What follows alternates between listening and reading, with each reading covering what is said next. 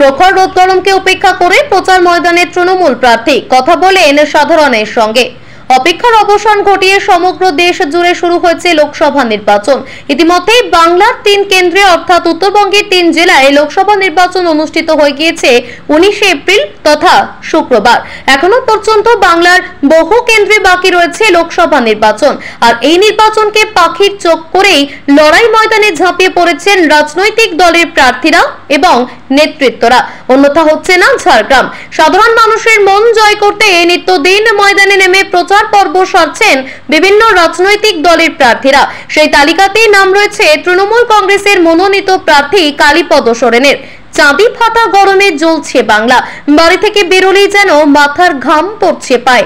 Ceiling fan বা AC ছাড়া কাটানো যাচ্ছে না একটা মুহূর্ত। এমনকি আবহাওয়াবিদদের তরফে বারে বারে সতর্ক করে বলা হচ্ছে কোনো মতেই যেন বেলা 12টার পর এবং বিকেল 4টের আগে বাড়ির বাইরে না বেরোনো হয়। তবে সাধারণ মানুষের জন্য এই নিয়ম প্রযোজ্য হলেও বাড়ি বসে থাকলে কিন্তু চলবে না লোকসভা নির্বাচনের বিভিন্ন রাজনৈতিক দলের প্রার্থীদের। কারণ অবশ্য একটাই, আর সেটা হলো লোকসভা নির্বাচন। তাই প্রখর রোদ এবং তীব্র গরমকে উপেক্ষা করেই প্রত্যেক দিন নির্বাচনী প্রচারের ঝড় তুলছেন বিভিন্ন রাজনৈতিক দলের প্রার্থীরা। আর সেই জয় হাসিল করতে হলে প্রয়োজন সাধারণ মানুষের আশীর্বাদ। তাই সাধারণ মানুষের আশীর্বাদ পেতে প্রত্যেক দিন লড়াই ময়দানে নেমে প্রচার পর্ব সারছেন বিভিন্ন রাজনৈতিক দলের প্রার্থীরা। অন্যথা হলো না ঝাড়গ্রামের ক্ষেত্রেও। আজ অর্থাৎ শনিবার সেই একই দৃশ্য দেখা গেল ঝাড়গ্রামে। 25শে মে অর্থাৎ ষষ্ঠ দফায় লোকসভা নির্বাচন রয়েছে এই কেন্দ্রে। এই লোকসভা কেন্দ্রে তৃণমূল প্রার্থী হিসেবে বেছে নিয়েছে কালীপদ সোরেনকে। অন্যান্য প্রার্থীদের জোরদার টক্কর দিতে তাই গরমের মধ্যেই ভোট প্রচার সারছেন তৃণমূল প্রার্থী।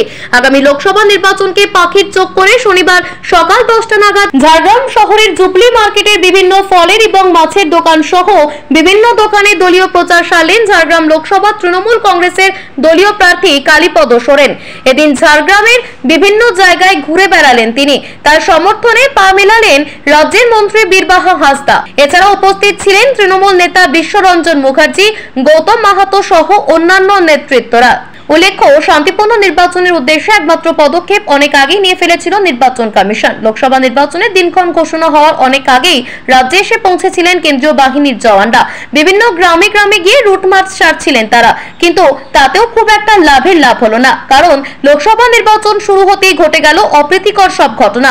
চলতি মাসের 19 তারিখ অর্থাৎ শুক্রবার উত্তরবঙ্গের যে 3 জেলায় লোকসভা নির্বাচন অনুষ্ঠিত হয়েছে সেই 3 জেলা থেকে উঠে এসেছে নানান রকমের অশান্তির ঘটনা এবং অপ্রীতিকর ঘটনা। আর তাই আরো কঠোর হয়েছে নির্বাচন কমিশন। সম্পূর্ণ লোকসভা নির্বাচন যাতে অবাধ এবং সুষ্ঠুভাবে সম্পন্ন করা যায় সে কারণে একের পর এক পদক্ষেপ নিয়ে চলেছে জাতীয় নির্বাচন কমিশন।